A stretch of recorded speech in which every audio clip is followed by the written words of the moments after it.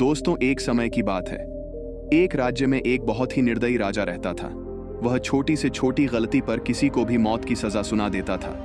एक बार एक चोर चोरी करते हुए पकड़ा गया। जब उस चोर को राजा के सामने लाया गया, तब राजा ने बिना कुछ पूछे तुरंत ही उसे फांसी की सजा सुना दिया। फांसी की सजा सुनकर चोर जोर जोर से ठहाके लगाकर हंसने लगा। चोर को ऐसे हंसते हुए देखकर राजा को बड़ा आश्चर्य हुआ, क्योंकि फांसी की सजा सुनकर अक्सर लोग दुखी हो जाते थे, रोने लगते थे, दया की भीख मांगने लगते थे।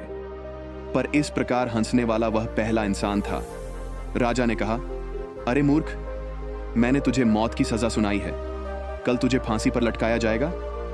तू इस प्रकार हंस क्यों रहा है? चोर ने जवाब दिया, राजन, मैं इसलिए हंस रहा हूं क्योंकि एक हफ्ते पहले ही एक सिद्ध योगी ने मुझे एक अद्वितीय विद्या सिखाई थी, जिससे मैं किसी भी घोड़े को आसमान में उड़ना सिखा सकता हूं। पर मेरे मरने के बाद यह विद्या भी मेरे साथ चली जाएगी।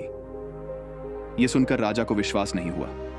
उसने चोर से कहा, अगर तुम मेरे घोड़े को आसमान में उड़ना सिखा देते हो तो मैं तुम्हें माफ कर दूंगा और तुम्हें इतना धन दूंगा कि तुम्हें जीवन में कभी भी चोरी करने की आवश्यकता नहीं पड़ेगी।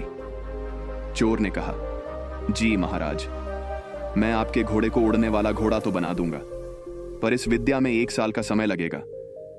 यह सुनकर राजा ने कहा, अगर तुम 1 साल के अंदर मेरे घोड़े को उड़ना नहीं सिखा पाए तो मैं तुम्हें बहुत दर्दनाक मौत दूंगा। चोर ने कहा, जी महाराज, पर मेरी एक शर्त है। आने वाले इस 1 साल तक मेरे परिवार को पर्याप्त खाना, कपड़ा और जरूरत की सभी चीजें दिया जाए, ताकि मैं अपने काम में ही पूरी तरह फोकस कर सकूं। राजा मान गया और चोर को आजाद कर दिया। जब चोर अपने घर पहुंचा तो उसकी पत्नी और बच्चे रो रहे थे। अपने पति को सामने देखकर उसकी पत्नी ने पूछा, राजा ने आपको कैसे छोड़ दिया? वह तो बहुत निर्दयी है ना?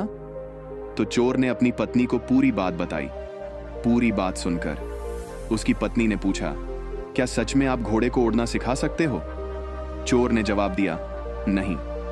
उसकी पत्नी ने फिर पूछा, तो फिर आपने राजा से ऐसा क्यों कहा? अब तो 1 साल बाद राजा आपको जरूर मार देगा।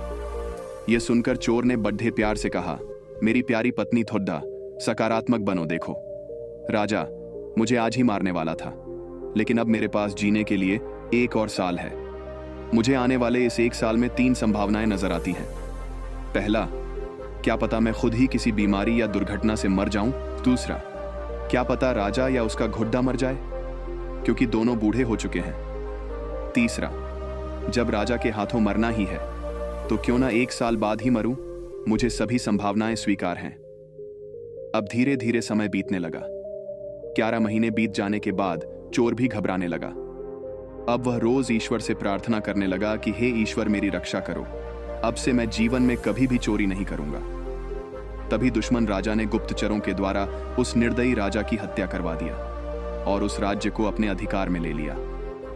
अब वह चोर आजाद था। उसने चोरी करना छोड़ दिया और अपने परिवार के साथ हंसी खुशी जीवन बिताने लगा। दोस्तों, भविष्य अनिश्चित है। जीवन में कोई नहीं जानता कि उसका आने वाला समय कैसा होगा। इसलिए जब भी बुरा समय आए तो हमेशा याद रखना कि यह भी एक समय ही है और समय कभी किसी के लिए ठहरता नहीं है। दोस्तों, यह बुरा समय आज नहीं तो कल बीत ही जाएगा।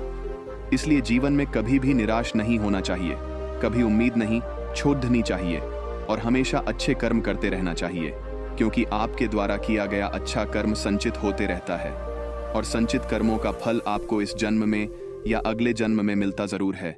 इसलिए हमेशा अच्छे कर्म कीजिए। इसी तरह हमेशा सकारात्मक कहानियां सुनते रहने के लिए इस वीडियो को लाइक करें और डीप इंस्पायर्ड को सब्सक्राइब करें। धन्यवाद।